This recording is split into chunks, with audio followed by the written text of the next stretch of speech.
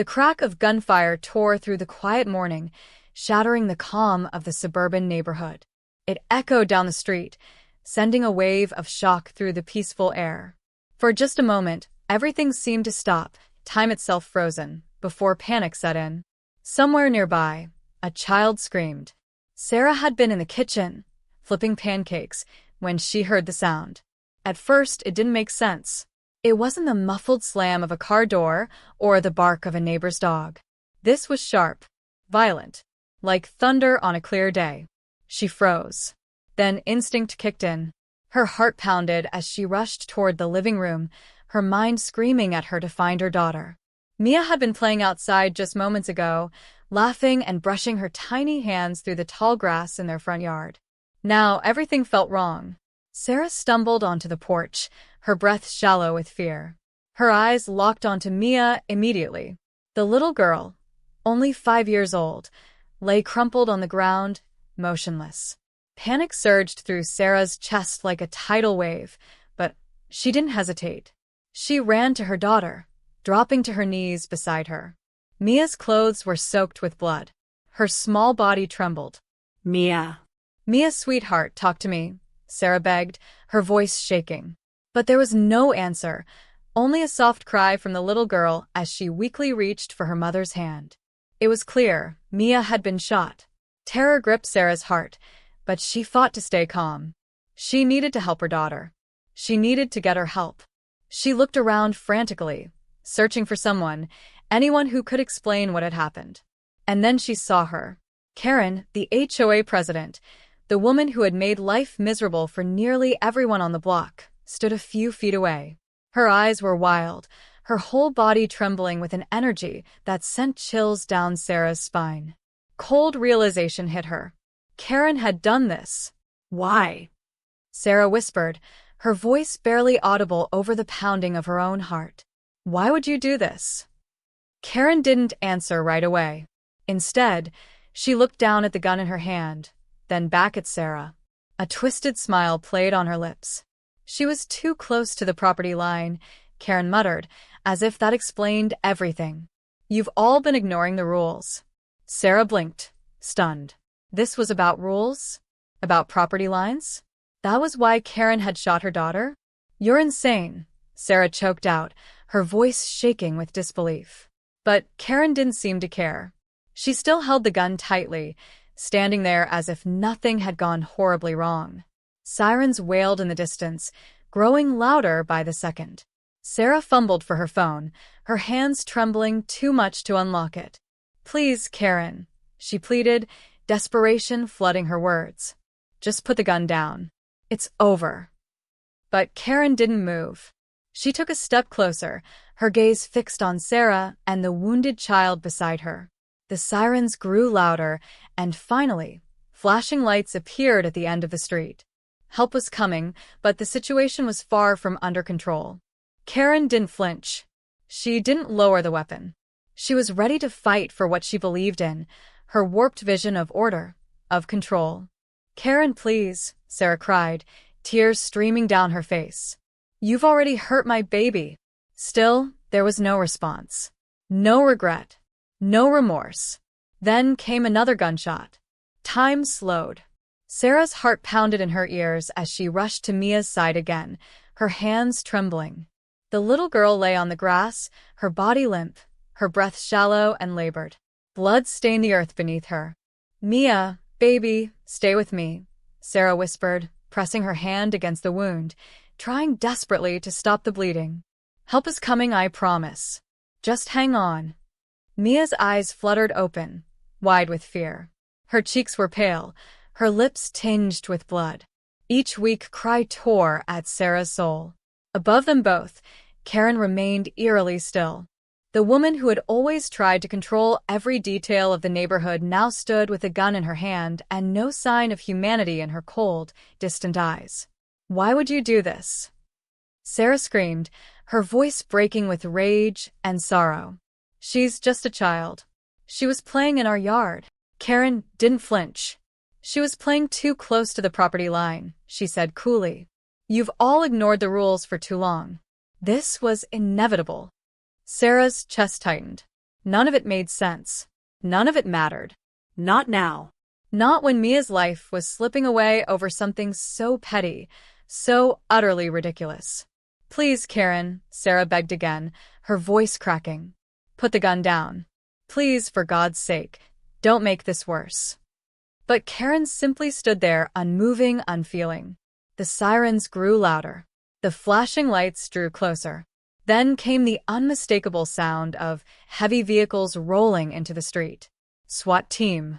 They surrounded the area, weapons drawn, voices shouting commands. But Karen didn't respond. She didn't drop the gun. Sarah couldn't watch anymore. Her world narrowed to the trembling child in her arms. Mom, it hurts, Mia whimpered softly. I know, sweetheart, Sarah whispered, tears streaming down her face. I know. Just hold on a little longer. Hold on, baby. But Mia's grip was growing weaker, and Sarah could feel time slipping away faster than she could bear. The chaos had reached a breaking point. Karen stood in the middle of the street, gun still clutched tightly in her trembling hands, eyes wild with defiance. The officers shouted commands, their voices sharp and urgent as they tried to de-escalate the situation. But Karen didn't flinch. She didn't even seem to hear them. You think you can tell me what to do? She spat at one of the officers. You have no power here. I'm the one enforcing the rules. Sarah's blood boiled at the words. Karen had no power anymore, not after what she'd done. But the officers knew they had to tread carefully. She was unpredictable, dangerous, like a loose cannon ready to fire again at any second.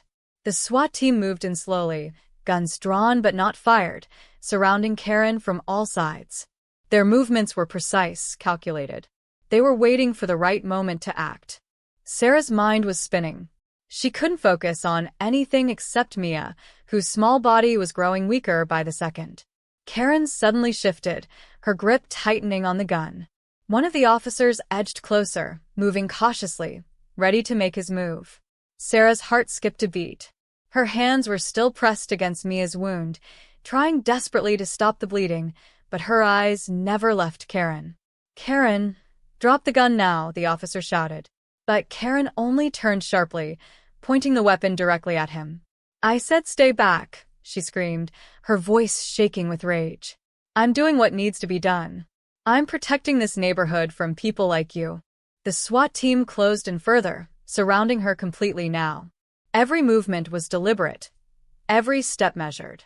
They had trained for situations like this, where the threat of violence was high. But this wasn't just another standoff.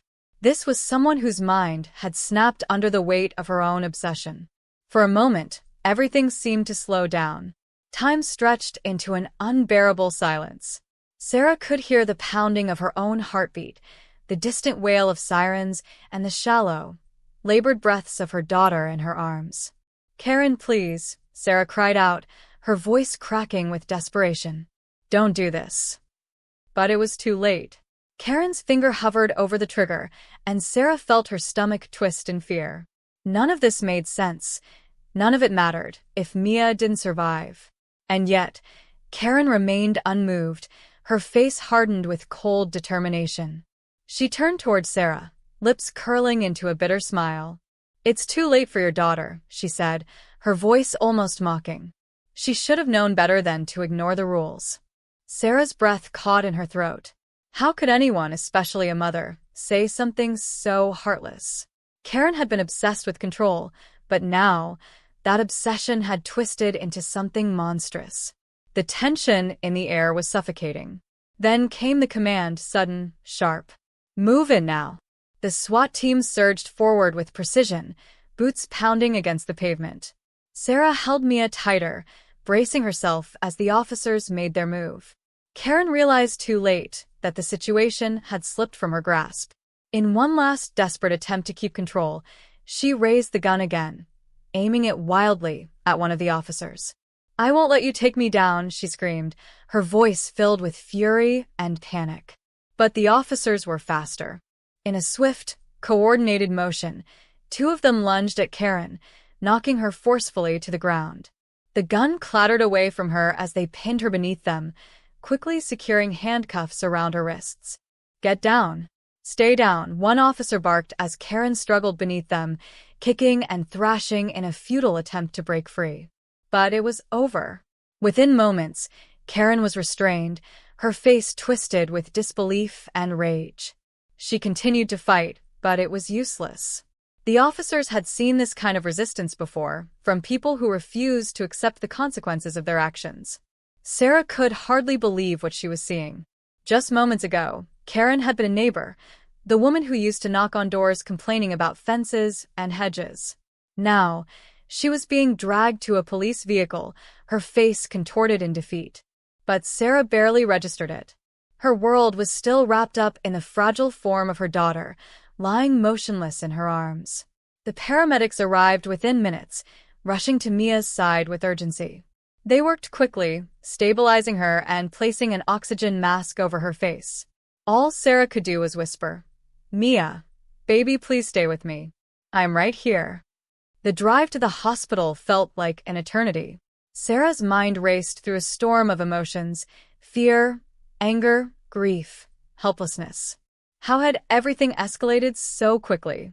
How had her quiet life been shattered in a matter of minutes? Karen was gone, taken into custody. The neighborhood was in shock. And Sarah's life would never be the same. But right now, nothing else mattered except getting Mia the help she needed. Inside the hospital, the sterile, cold air seemed to press down on Sarah like a weight. She sat beside Mia's bed, gripping her daughter's tiny hand, her heart aching with each shallow breath she took. The steady beeping of the heart monitor was the only sound in the room, a fragile reminder that Mia was still fighting, still alive. And Sarah would be there, holding on, until her daughter opened her eyes again. That Mia was still with her, still fighting, was the only thought keeping Sarah grounded. But as she looked down at her daughter, pale and unconscious, the events of the past few hours swirled endlessly in her mind. How had this happened? How had her peaceful, normal life turned into this nightmare? Mia's face, once full of the innocent joy of a 5-year-old, now looked fragile and bruised from the trauma of the bullet that had torn through her tiny body. Her small chest rose and fell with each shallow breath, the oxygen mask helping her struggle to stay alive. The doctors had said she was stable for now, but Sarah knew how quickly things could change.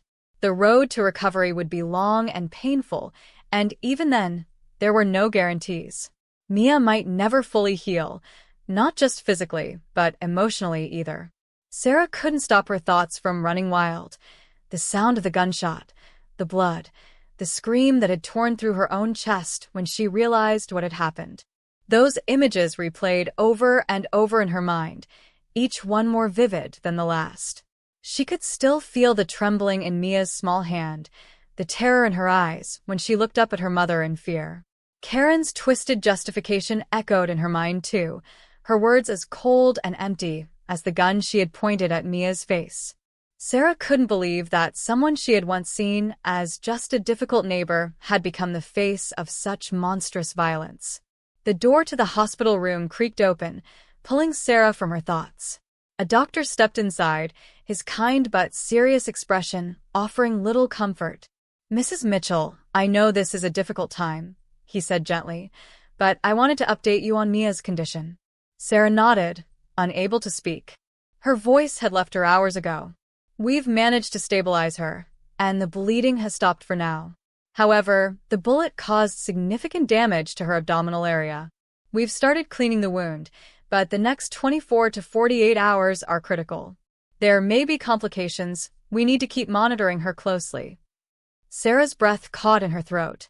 The doctor's words were meant to reassure, but they only deepened her fears. "I know," she whispered hoarsely, squeezing Mia's hand tighter. "Thank you, just keep her safe." The doctor gave a small, comforting nod. "We'll do everything we can, Mrs. Mitchell. I know it's hard, but try to get some rest now." But rest was something far out of reach for Sarah. How could she rest while her daughter lay in a hospital bed fighting for her life? How could she sleep knowing that Karen, the woman responsible for all of this, was still going through the legal system, facing only the consequences of her own twisted actions? The thought of Karen filled Sarah with a bubbling mix of anger and determination. This wasn't over, not by a long shot.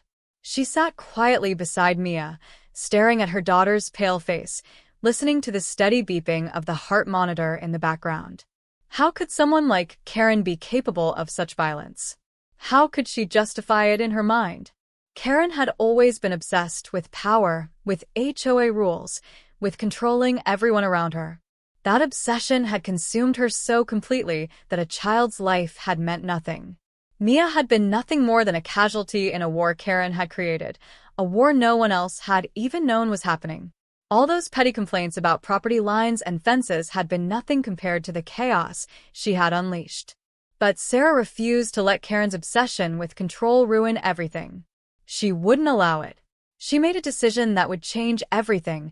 She hired a lawyer, a strong, experienced one who had a track record of fighting injustice.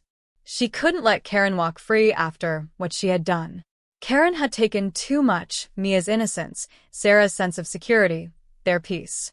Sarah was going to make sure Karen paid for every bit of it. The lawyer worked quickly, gathering evidence. Karen's actions were clear, and the police had already collected all the necessary materials to build a solid case.